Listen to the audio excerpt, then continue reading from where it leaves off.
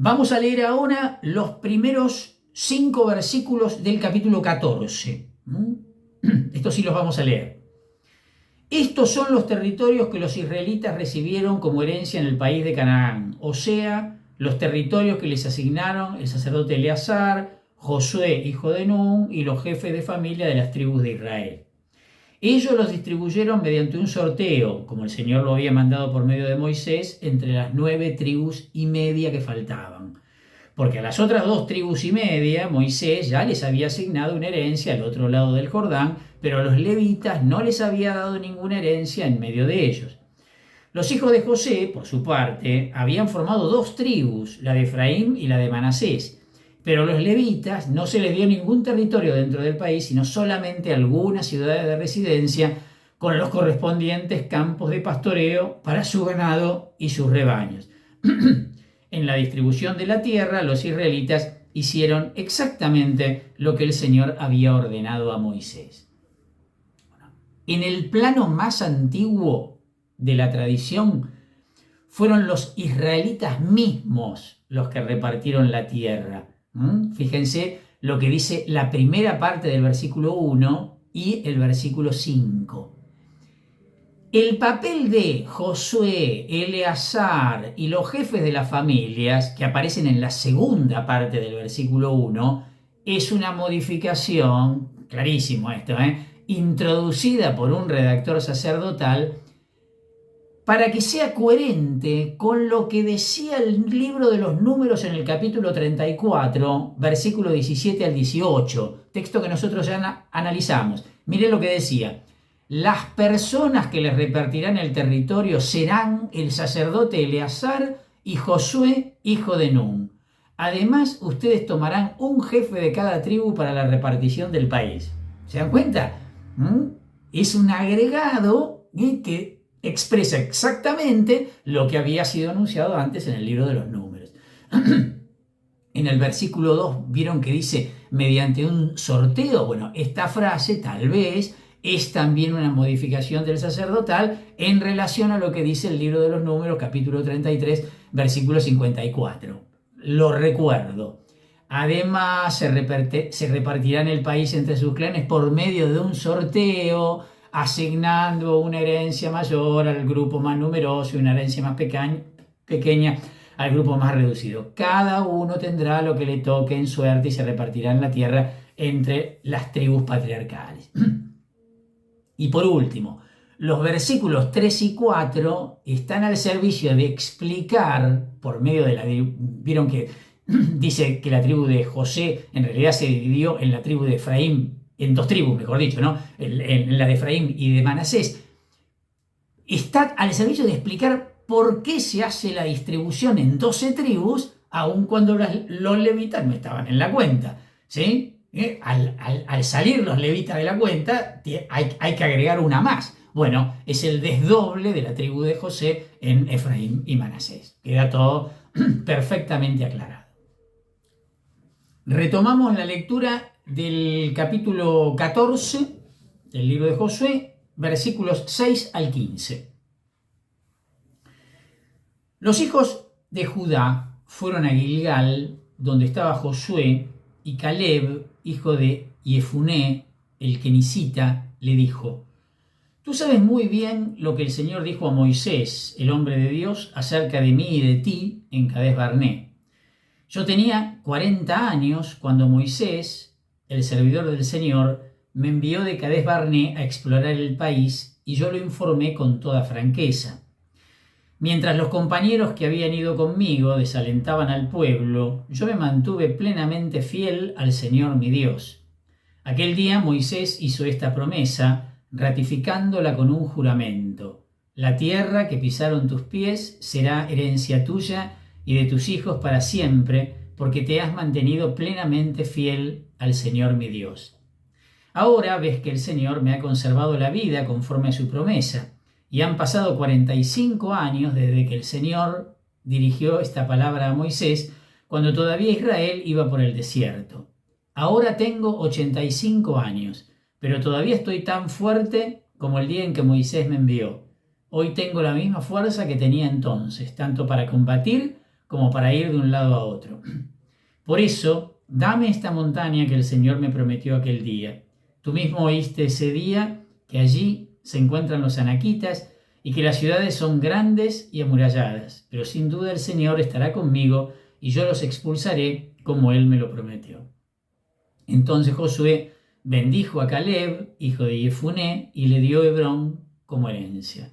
Por eso Hebrón ha sido hasta el día de hoy la herencia de Caleb, hijo de Jefuné, el kenisita, ya que él se había mantenido plenamente fiel al Señor, el Dios de Israel.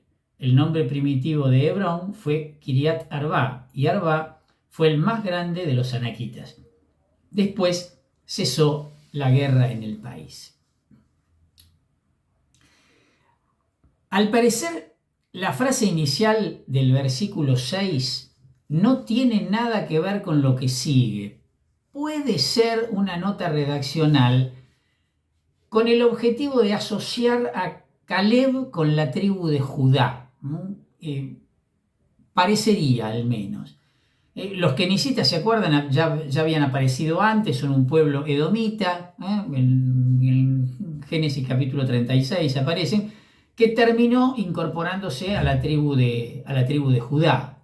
Esto ya lo encontramos como algo ya dicho en el libro de los Números, en el capítulo 13, en el capítulo 34. Vieron que dice al principio, ¿no? Acerca de mí y de ti.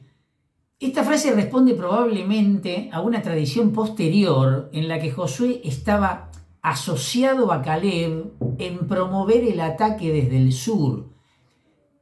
El libro de los Números, capítulo 13, versículo 30 y capítulo 14, versículo 24, parece indicar que la tradición se refería originariamente solo a Caleb. Acá se está queriendo asociar también a Josué en esto mismo, ¿no? En esta iniciativa. En el versículo 9 dice, Moisés hizo esta promesa ratificándola con un juramento. Bueno, la tradición acá está ligeramente modificada porque, si ustedes recuerdan, en el libro del Deuteronomio, capítulo 1, versículo 34, es Yahvé el que jura, ¿sí? Entonces, acá hay una modificación. Versículo 10, vieron que dice 45 años. Bueno, teniendo en cuenta que la tradición deuteronomista cuenta 38 años de peregrinación después de Cadés, según lo que indica el libro del Deuteronomio, capítulo 2, versículo 14, este versículo supone entonces que la conquista fue terminada en 7 años. Si sacamos las cuentas, la conquista habría concluido en 7 años. En el versículo 12 dice, dame esta montaña que el Señor me prometió aquel día. A ver, lo leímos hace un ratito, los anaquitas ya habían sido exterminados por Josué. En el capítulo 11, en el versículo 21, esto ya estaba indicado. Entonces, esta expulsión de los anaquitas por parte de Caleb seguramente fue añadida más tarde, cuando ya ocupaba ese territorio. ¿Con qué objetivo? Otra vez, para armonizar el relato con la indicación que aparece en los versículos 13-14, que además esta indicación está fuera de contexto, porque ahí Caleb recibe simplemente la tierra de manos de Josué, como si, digamos, sin ningún tipo de referencia de una nueva conquista. ¿Sí? Entonces, acá el texto, por este tema de siempre, de la fusión de las distintas fuentes, y bueno, quedó un tanto desacomodado, ¿no? o presentando algunas contradicciones. Ingresemos ahora en el capítulo 15. No lo vamos a leer, porque el territorio que tocó en suerte a la tribu de los hijos de Judá, digamos, presenta los límites de la tribu de Judá, estos 12 primeros versículos del capítulo 15. Esta lista de las fronteras del territorio de Judá en realidad está presentando un ideal, porque, por ejemplo, incluye todo el territorio filisteo, cuando parte de ese territorio nunca fue dominado por Israel, y por otra parte se extiende muy hacia el sur por territorios donde Israel tampoco jamás estuvo de hecho. Por lo tanto, presenta un tamaño ideal de la tribu de Judá, pero que en realidad no responde a la realidad. También, además, incluye el territorio de Simeón, que para este momento ya había desaparecido como tribu independiente, ¿no? Esto va a estar aclarado específicamente en el capítulo 19, versículo 1, pero a esta altura en la que se supone que están ubicados los acontecimientos, ya no existía más. Vamos a leer ahora, sí, del mismo capítulo 15, los versículos 13 al 19.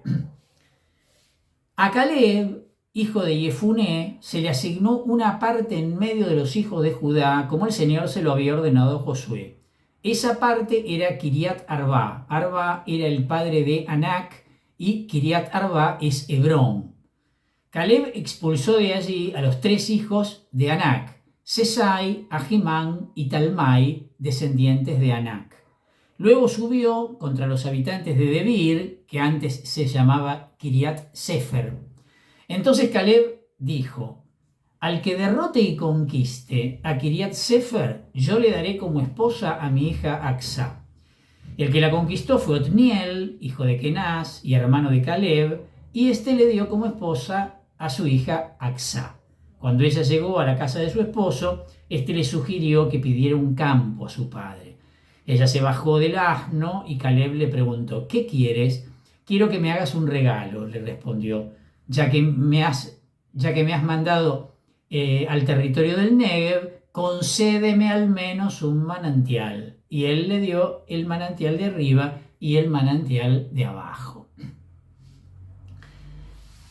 El conjunto de esta sección es queda claro, ¿no? Es evidente, una etiología para explicar por qué ciertas fuentes de agua pertenecen al clan de Otniel. El trasfondo de este relato puede ser el hecho de que unas cisternas que habían sido utilizadas en otro tiempo por los calebitas fueron luego utilizadas y fueron parte del clan de Otniel. La adquisición del territorio de Caleb, esto que aparece en los versículos 13 y 14, es una combinación, miren a dónde nos vamos a buscar esto, ¿no? De los versículos 10 y del versículo 20 del capítulo 1 del libro de los jueces, que es el próximo libro. Nosotros estamos acá en el libro de Josué, el próximo libro es el libro de los jueces. Bueno, en el capítulo 1, miren lo que dice el versículo 10 del capítulo 1 del libro de los jueces. Judá avanzó contra los cananeos que habitaban en Hebrón. Hebrón se llamaba antiguamente Kiriat Arba, y derrotó a Sesai, a Ahimán y Talmai, lo mismo que se nombran acá. Y el versículo 20 del capítulo 1 del libro de los jueces dice: de acuerdo con lo establecido por Moisés, Hebrón fue asignada a Caleb y él expulsó de allí a los 3 hijos de Anac. O sea que este texto está armado en consonancia, o al menos en armonía, con lo que va a aparecer en el libro de los jueces en el capítulo 1. En su conjunto, estas secciones se refieren a la adquisición de territorio por unos clanes que habían sido asociados luego a la tribu de Judá. Por eso acá aparecen todo dentro del contexto de la tribu de Judá. Así como antes habían aparecido las fronteras, bueno, ahora aparece esto. Del versículo 20 al 63 aparecen las ciudades de Judá. El versículo 20 dice: esta fue la herencia de los clanes de la tribu de Judá. Y a partir del versículo 21, bueno, empiezan los nombres de ciudad. Si tienen el texto delante, fíjense, una ciudad detrás de la otra, hasta el versículo 63, una lista interminable. Esta lista de ciudades se suele considerar como un catálogo administrativo de 12 provincias que integraban el reino sur de Judá. Por un lado están las 12 tribus de Israel, ¿no? Pero en el reino sur de Judá también estaba dividido como en 12 distritos, ¿no? Fíjense que la lista de cada provincia incluye el nombre de varias ciudades, seguida de una frase final que da el número total de las ciudades que se mencionan. Va apareciendo la misma expresión cada tanto. El texto hebreo enumera actualmente solo 11 de esas provincias, pero la versión griega demuestra que se debe haber omitido accidentalmente toda una provincia que luego fue insertada después del versículo 59, ¿no? La lista en realidad describe la división de Judá en el territorio del sur en tiempos de Salomón, no en el tiempo en que supuestamente en la época de la conquista de la tierra. Nada, está reflejando una situación muy, muy posterior que ya veremos después cuando entremos en el libro de los Reyes. Si esto es así, que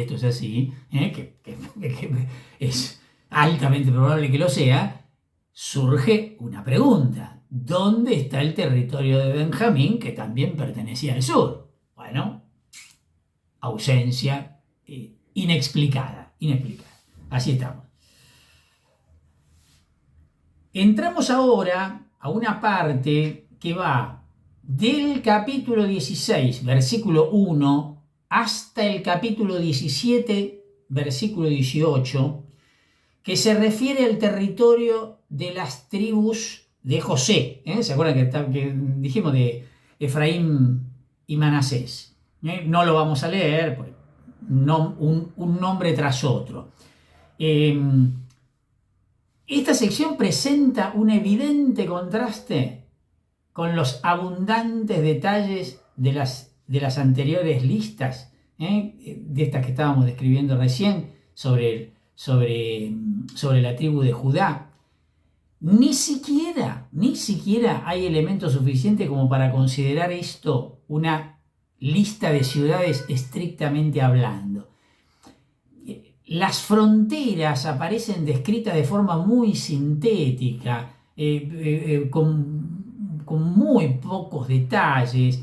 En todo caso, excepto cuando se refiere a la línea divisoria entre Efraín y Manasés, pero que son nada más de todo este extenso texto, solamente los versículos 5 al 8 del capítulo 16. Es el único lugar donde hay algunos detalles. Después son todas referencias muy, muy, muy vagas. Entramos en el capítulo 18, vamos a leer del versículo 1 al 10.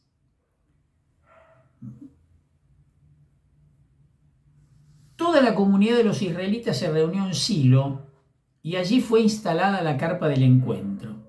El país ya estaba sometido a los israelitas, pero todavía quedaban 7 tribus a las que no se les había repartido su herencia. Entonces Josué dijo a los israelitas: ¿hasta cuándo van a demorar en ir a tomar posesión del país que les dio en herencia el Señor, el Dios de sus padres? Designen a 3 hombres por cada tribu, y yo los enviaré a recorrer el país. Ellos harán su descripción para que pueda ser repartido y después regresarán. Dividirán el territorio en 7 partes. Judá se quedará en el territorio al sur y la casa de José en el suyo al norte. Y cuando ustedes hayan hecho la descripción del país, dividiéndolo en 7 partes, me la traerán para que yo la sortee aquí en la presencia del Señor nuestro Dios. Porque los levitas no tendrán ninguna parte en medio de ustedes, ya que el sacerdocio del Señor es su herencia. Y Gad, Rubén y la mitad de la tribu de Manasés ya han recibido en el lado oriental del Jordán la herencia que les asignó Moisés, el servidor del Señor. Cuando los hombres que iban a hacer la descripción del país se disponían a partir, Josué les dio esta orden: vayan a recorrer el país, descríbanlo y luego regresen. Después yo lo sortearé entre ustedes delante del Señor, aquí mismo en Silo. Los hombres partieron, recorrieron el país y registraron por escrito las ciudades, dividiéndolas en 7 grupos. Después regresaron al campamento de Silo, donde estaba Josué. Allí Josué echó las suertes entre los israelitas delante del Señor y repartió el territorio a cada una de las tribus de Israel. Bueno, si se fijan hay alguna repetición acá, ¿no? Aunque esto es solamente la introducción al reparto que va a abarcar los capítulos 18 y 19, esta introducción habría estado mejor ubicada en el capítulo 13, donde comienza la distribución de la tierra. Sin embargo, está acá, y bueno, y acá queda, ¿sí? Más allá de nuestras conjeturas o nuestras hipótesis. En el versículo 1 dice: todo el país estaba sometido. El texto hebreo pone esta frase al final del versículo a modo como de paréntesis para recordar que la conquista ya terminó. En realidad terminó en el capítulo 11, si ustedes recuerdan, ¿no? Explícitamente dicho. Este versículo 1 fue claramente elaborado por el redactor sacerdotal. Fíjense las palabras que aparecen acá, ¿no? Comunidad, tienda de la reunión. Esto tiene olor a tradición sacerdotal. Este trasladó el escenario desde el cuartel general de Josué en Gilgal a la ciudad efraimita de Silo. Este cambio solo pudo ser posible luego de la repartición que se describe en los capítulos 16 y 17. ¿Estamos? Históricamente, de hecho, Silo sucedió a Gilgal como santuario nacional, y parece ser que su recuerdo sobrevivió en la tradición sacerdotal mucho tiempo después de la destrucción, que fue aproximadamente a mediados del siglo XI. La tradición sacerdotal fue la que conservó este recuerdo. ¿Vieron que dice carpa del encuentro o tienda de la reunión? Probablemente nunca fue erigida en Silo, porque el santuario era un templo ya antes de la monarquía. Por lo tanto, digamos, si ya había templo no había necesidad de tienda del encuentro. Obvio, ¿no? Los versículos 4 al 10, en su forma original, contenían una orden de Josué a los israelitas para que hicieran un examen en la tierra. Esta descripción que pide que hagan. Esta orden fue luego reelaborada por un redactor posterior que introdujo el tema de los equipos de 3 hombres, y entonces tuvo que repetir la orden de Josué en el versículo 8, dirigiéndola a estos pequeños grupos. Por eso esto de las repeticiones que se da, ¿no? En el versículo 7, junto con la nota sobre Judá y José, del versículo 5, es una explicación del número 7 que aparece en los versículos 5, 6, y que representa a su vez un paralelo de lo que aparece en el capítulo 14, versículos 3 y 4, donde se explica el número de 2,5. Se los recuerdo. Dice: porque a las otras 2 tribus y media Moisés ya les había asignado una herencia al otro lado del Jordán, pero los levitas no les había dado ninguna herencia en medio de ellos. Los hijos de José, por su parte, habían formado 2 tribus, la de Efraín y la de Manasés, pero a los levitas no se les dio ningún territorio dentro del país, sino solamente algunas ciudades de residencia con los correspondientes campos de pastoreo para su ganado y su rebaño. Bueno, ¿ven? Está tratando de dar cuenta de por qué está hablando de esta repartición en 7 acá. Si no, no se entiende nada. Del versículo 11 al versículo 28 aparece el tema de lo que sería la parte de Benjamín. Leo nada más que el versículo 11. Se extrajo la suerte correspondiente a los clanes de la tribu de Benjamín, y a ellos les tocó el territorio comprendido entre el de los hijos de Judá y el de los hijos de José. Y empieza la descripción de cuáles son los límites de este territorio hasta el versículo 28. 28. Entonces, en el versículo 12 comienza la descripción de la frontera norte, que aparece con algunos cambios, poquitos cambios, del mismo modo que la frontera sur del territorio de José. Obvio, ¿no? Es la misma frontera. Entonces, por lo tanto, es lógico que haya similitud. descripción que la encontramos en el capítulo 16, versículos 1 al 3. La lista de fronteras contenía originariamente una serie de puntos que dividían a las tribus, pero no especificaban a quién pertenecía cada ciudad, estrictamente hablando. Por eso es que encontramos algunas variaciones en la manera de relacionar estos puntos según el territorio que se está describiendo, ¿no?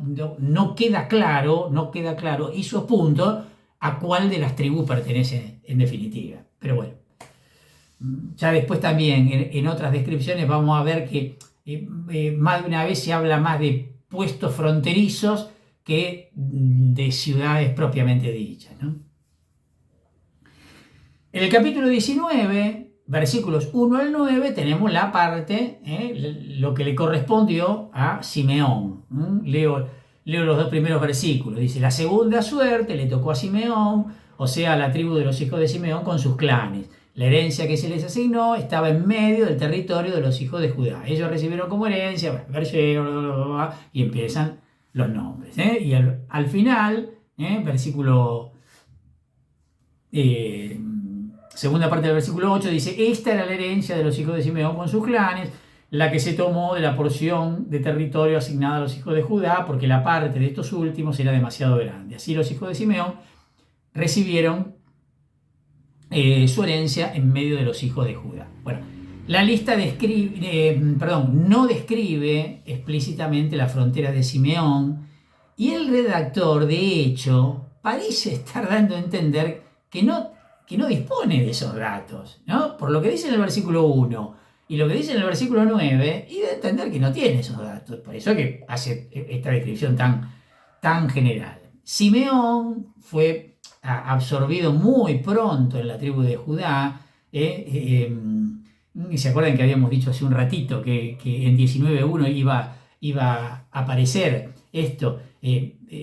Ya en tiempos de Saúl, Saúl va a ser el primer rey de Israel, ¿no? Antes de Judá, el antecesor, antes de David, quiero decir. Ya en tiempos de Saúl, les decía, varias de estas ciudades aparecen como pertenecientes directamente a la tribu de Judá. Otro detalle que nosotros ya lo conocemos esto, la tribu de Simeón también está ausente en las bendiciones del capítulo 33 del libro del Deuteronomio, que recuerden, cuando lo analizamos, que decíamos que esas bendiciones probablemente datan de la época de los jueces. Entonces, desde muy temprano, esta tribu ya está incorporada, digamos, ¿no? Desaparecida como tribu independiente, me refiero. Siempre del capítulo 19, del versículo 10 al versículo 39, tenemos la parte de las tribus de Galilea. Leo algunos versículos nada más. Versículo 10. La tercera suerte le tocó a los hijos de Zabulón con sus clanes. Y empieza la descripción de los límites, ¿sí? Y fíjense que en el versículo 17 dice, la cuarta suerte le tocó a Isaacar. Y viene toda la descripción. En el versículo 24 dice, la quinta suerte le tocó a la tribu de los hijos de Aser con sus clanes. Y en el versículo 32 finalmente dice, la sexta suerte le tocó a los clanes de la tribu de Neftalí. Nos detenemos acá, todavía falta la séptima, pero nos detenemos acá. Aquí se hace referencia, y por eso las tomamos como bloque, a las 4 tribus de la zona de Galilea. Zabulón, Isaacar, Aser y Neftalí. El territorio de Zabulón está descrito con una frontera bastante bien definida en relación a estos detalles que decíamos antes comparativamente. Neftalí y Aser con un poco menos de detalle, mientras que Isaacar es casi como si no tuviera frontera, prácticamente no se las describe para nada. Cada tribu parece también tener su lista de ciudades. ¿Por qué digo parece tener su lista de ciudades? A ver, lo dijimos hace un ratito. Es probable que estemos en realidad delante de una lista de fronteras. Y teniendo en cuenta que estas listas se presentaban originariamente como unos cuantos puestos fronterizos desconectados, en el caso de estas 4 tribus, lo que parecen ser una lista de ciudades es de hecho en gran parte el conjunto original de estas ciudades fronterizas, ¿sí? Otra vez con estas imprecisiones que aparecen en el texto que no podemos determinar definitivamente a cuál de las tribus pertenece cada una, ¿sí? Entonces por eso que decimos que parece una lista de ciudades, en realidad no. Y entonces ahora sí, siempre en el capítulo 19, del versículo 40 al 48, viene la séptima suerte le tocó a los clanes de la tribu de Dan. Aparece la séptima. Es probable que esta lista, la de Dan, sea más primitiva que la de las 4 tribus de la zona de Galilea, ¿no? Por algunos detalles que aparecen. Finalmente, los versículos 49 al 51, sí los vamos a leer, del capítulo 19. Cuando los israelitas terminaron de repartirse el territorio y de marcar sus límites, dieron una herencia en medio de ellos a Josué, hijo de Nun.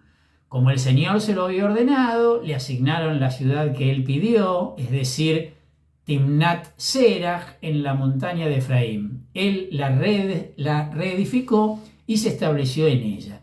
Estas son las posesiones que el sacerdote Eleazar, Josué, hijo de Nun, y los jefes de familia de las tribus israelitas distribuyeron mediante un sorteo en Silo, en la presencia del Señor, a la entrada de la carpa del encuentro.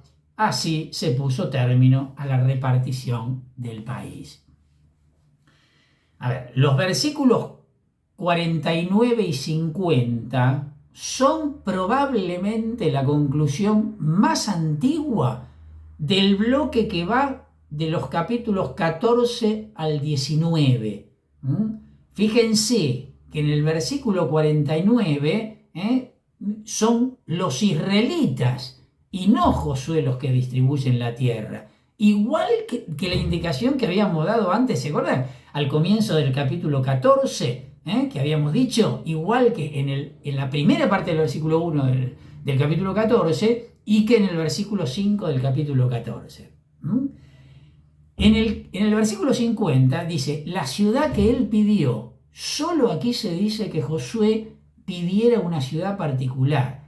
Quizá esta frase es una adición posterior para mostrar que él también participaba de la misma iniciativa que les había pedido a los demás en el capítulo 18. Lo leímos hace un ratito, en el capítulo 18, versículo 3, cuando dijo, entonces Josué dijo a los israelitas, ¿hasta cuándo van a demorar en ir a tomar posesión del país que les dio en herencia el Señor, el Dios de sus padres? Entonces, como haciéndolo participar de este mismo reclamo, ¿no?